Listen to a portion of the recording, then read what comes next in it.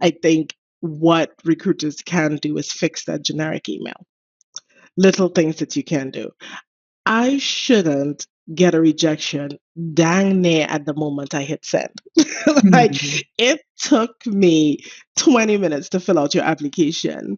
I hit send and got a rejection immediately. That is demeaning, demoralizing. You know what I mean? So there are Hmm. ways to set up your technology to be better, right? Welcome to the All in Recruitment podcast by Manatal, where we explore best practices, learnings, and trends with leaders in the recruitment space. If you've liked our content so far, please subscribe to our channels on YouTube and Spotify to stay tuned for our weekly episodes. I'm your host, Lydia, and with us this week is Dr. Kalifa Oliver, executive advisor, experience coach, author, and currently the global director of employee experience analytics at Ford. Great to have you with us, Kalifa. Thank you so much for having me today.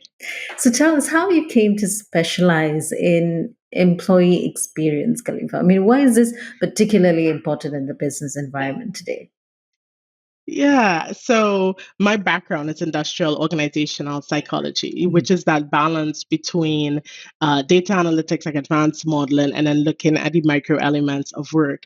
And so before there was a name, which would be employee experience, what I would look at is these elements that we know of, the familiar elements like engagement, satisfaction, commitment, stress, those kind of things. And that's what I focus my work on.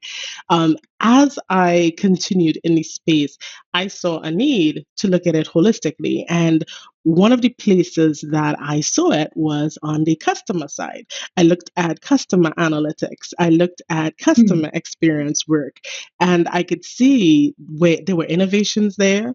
There was better use of data there was better modeling there, and it was all about creating these personalized experiences and better understanding customers. And I realized that that same philosophy and those same processes and techniques could be used on the employee side because you're still dealing with people and People. humans. Yeah. And really, but build it within the context of work. What Hmm. does that mean for work, and how does that align with business goals?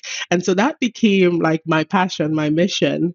Went and did studied to get certified in people analytics and really dug deep into how do you make change, because it was never for me how can I just maintain work? It was how do I create experiences for people at work? Because experiences are what lead to innovation.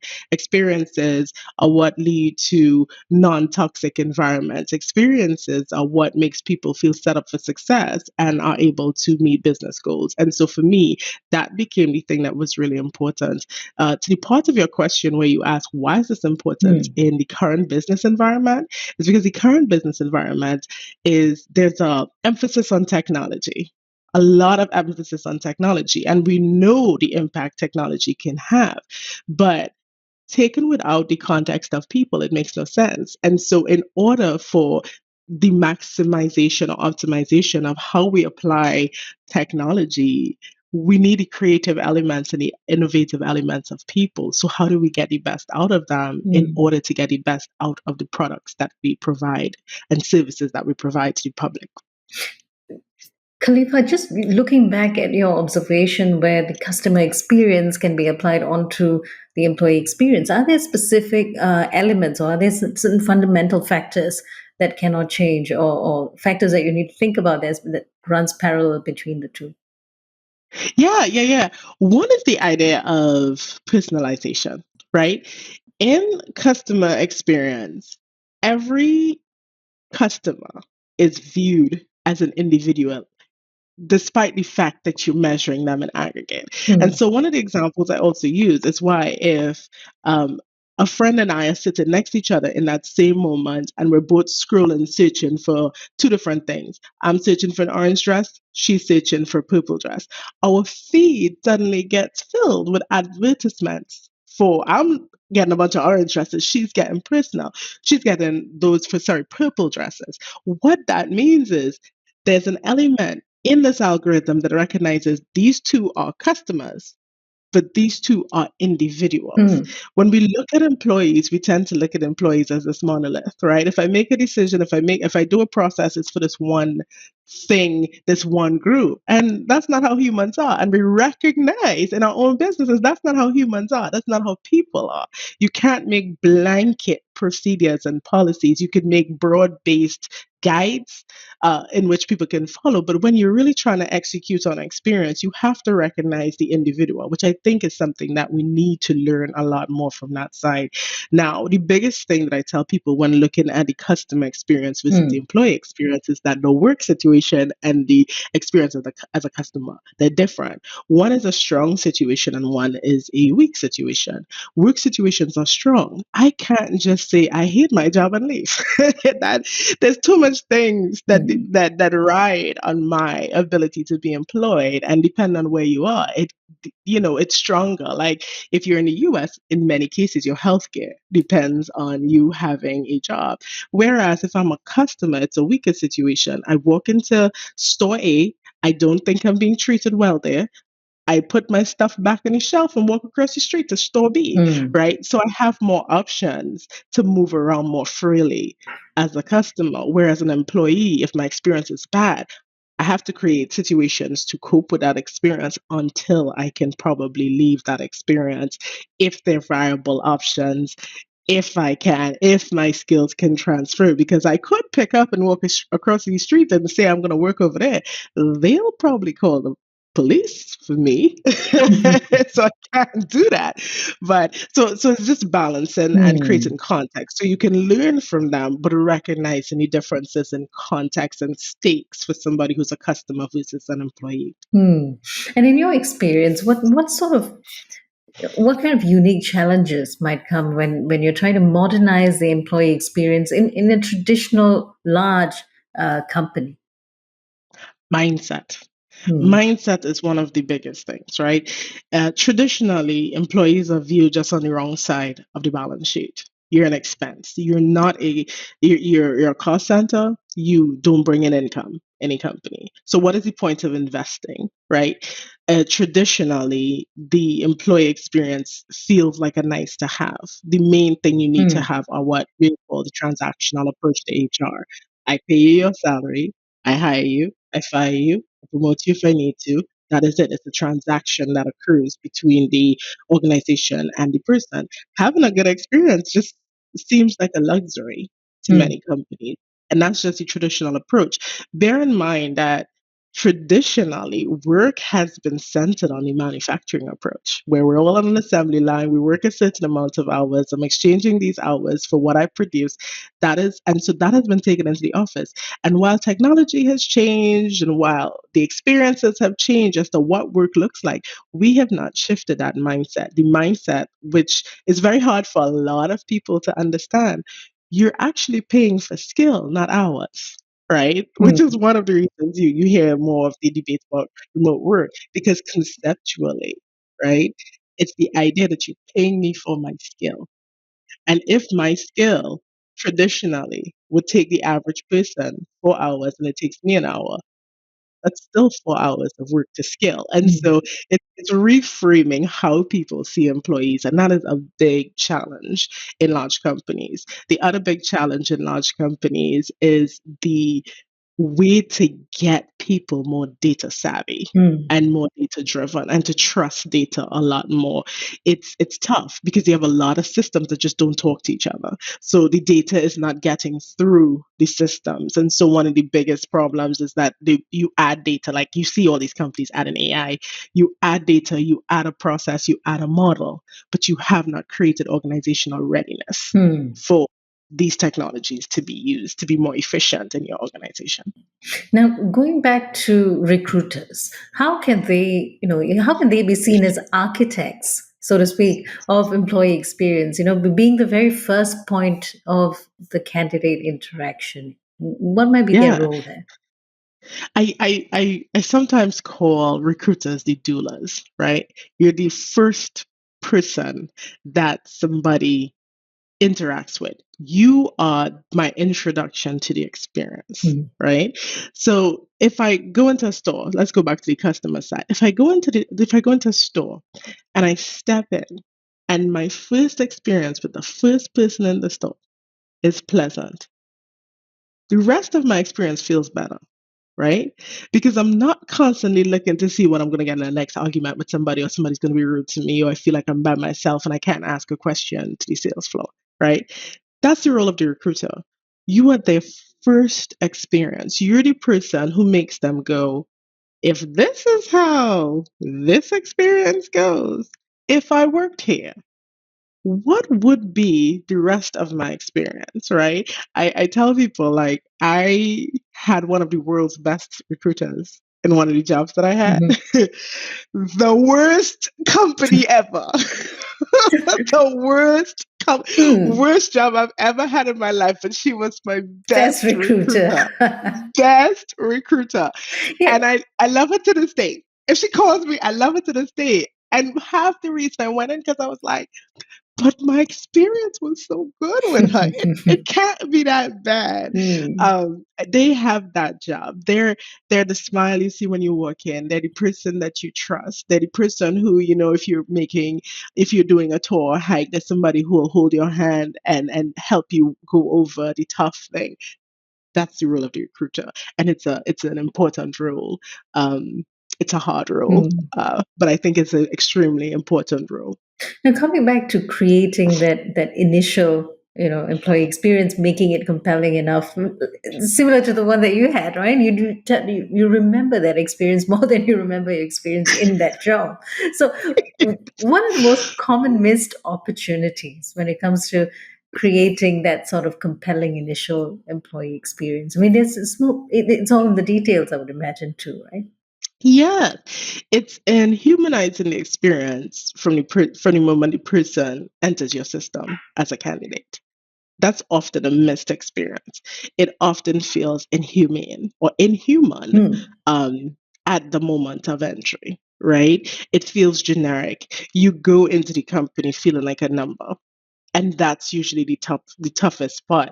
You have the opportunity to make that person feel like a human, right? The job application process is not for the it's not for the faint of heart. It's not, especially now in Hmm. such a tough economy, right? You have, as a recruiter, you have the ability to soften the landing and even soften the rejection if it comes, right? And I think a missed opportunity is usually that humanization of the process. If I go back to the best recruiter I've ever had, I remember before we sometimes she would call me, and before we even talk about the actual job, we're chit chatting. She's checking on me. How you doing? And it didn't take a long. It was a few extra minutes of her just checking in, how you doing, how's everything going? And it didn't feel like it was all about just trying to convince me to come to the company. It didn't feel like a perpetual sales pitch. It felt like, I like you, and this is why I've contacted you, and I believe in you. How can I help you? But by the way, how's your kids? you know Yeah. um, and so I think that is often a missed opportunity by a lot of recruiters. And it doesn't take much to humanize it. And I get that they're busy, but humanize that process and really pay attention to the parts of the process where you're getting almost to the final decision, because Hmm. that it becomes more and more high stakes for the candidate at that point. So given Rejection hurts oh, more at that point. Sorry. so given the increased use of, I mean, more recruiters are using technology, automating the processes, using that communication or the language within that process to really make it easier to filter out the candidates, initial stages at least, to filter out those candidates. So to a large extent, you could say that many initial candidates would face emails, or rather, there's just email communication, not really an in-person communication with a recruiter. I How do you balance that? Exactly. And I think if you ever go on LinkedIn and you see like you've got like 200 applications for a job, I've seen 200 applications for what would be an entry level job in a day, Mm, right? So it's unrealistic in many ways to expect that there is a recruiter who can email every single person at that stage. I think what recruiters can do is fix that generic email. Little things that you can do. I shouldn't get a rejection dang near at the moment I hit send. Like mm, it took me 20 minutes to fill out your application. I hit send and got a rejection immediately. That is demeaning, demoralizing. You know what I mean? So there are mm. ways to set up your technology to be better, right? Work on what you're seeing in the rejection so that it doesn't feel like a complete rejection of me as an entire human. Right. Right. I think we can do much better in how we set up technology to work for us. Now as you funnel up through the process, right, then you have to become more personalized at that point. At that point you've said to me, I think you're a good candidate, the hiring manager thinks you're a good candidate, this is the best you're going to treat me, this is Mm. you courting me. This is us going out on a couple dates, right? And you're gonna have to treat me better than that, right? At this point. And I think you let technology assist you as opposed to just letting it drive it. And I Mm. think we often do that whole set and forget. But in setting and forgetting, you're also forgetting the candidate's experience on their end during a very difficult period. Most people who are looking for a job, it's an exhausting period for most of them. So, given your background in talent enablement, Khalifa, how can organizations be better at identifying and even assessing critical talents for future roles? Maybe inside an organization, looking towards where the business is headed. How can they do a better job with identifying and assessing those critical skills inside an organization? A big part of it is people analytics, right? Hmm. Really trying to constantly understand the jobs that are needed, right? As you have more workforce planning, you need to understand what skills are needed, what skills are there, and what are the gaps that you're actually trying to fill so that you know what you're actually looking for. A big part of that is write better job descriptions. Start challenging hiring managers to write better and clearer job descriptions, Hmm. right? So that even if you get 200 people in an hour, you know exactly what you're looking for, at least closer to what you're looking for, right? So that's the Hmm. first thing. The other thing is a lot of talent acquisition. This is a little harder, but I'll say this more for talent acquisition leaders. Talent acquisition leaders need a better seat at the table when it comes to identifying the HR technology that they want and the processes that they want. They need to be a part of identifying what that is.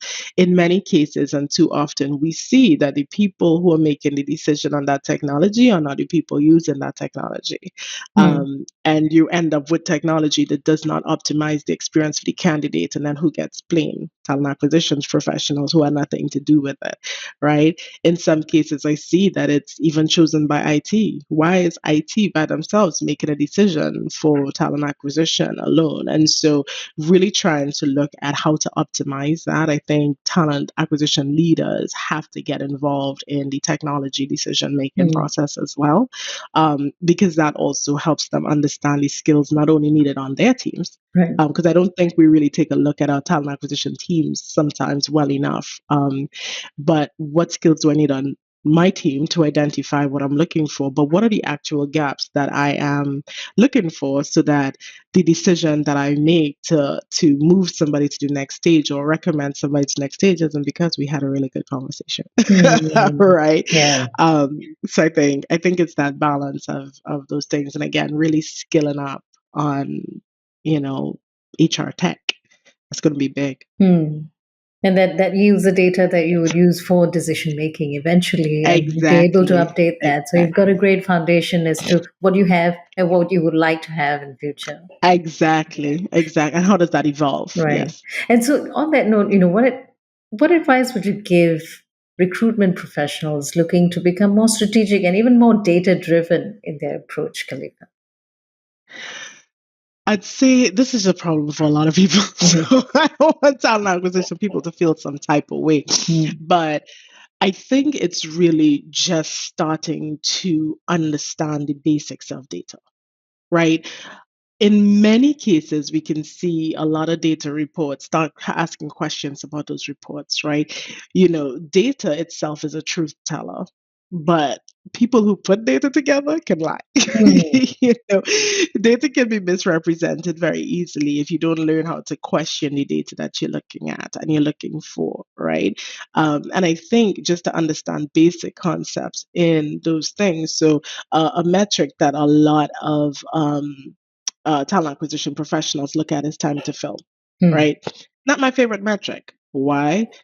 Because I can cheat that metric. I can cheat Mm. if I absolutely needed to. I could cheat that metric. I'm not saying it's a bad metric. I'm saying it can be a easily abused metric, right? Mm. So try to understand what that means. What does it mean if my time to fill is short? Does it mean that I'm finding high quality candidates, or does it Mm. mean that I'm closing things a lot faster than I should and missing out on skill talent because I am trying to meet a metric? This is trying to find the best talent, right? And so really evolving what Mm. does it mean when I am being asked to do a very specific thing. But again, it's a lot of just giving yourself more exposure to key metrics and what they actually mean.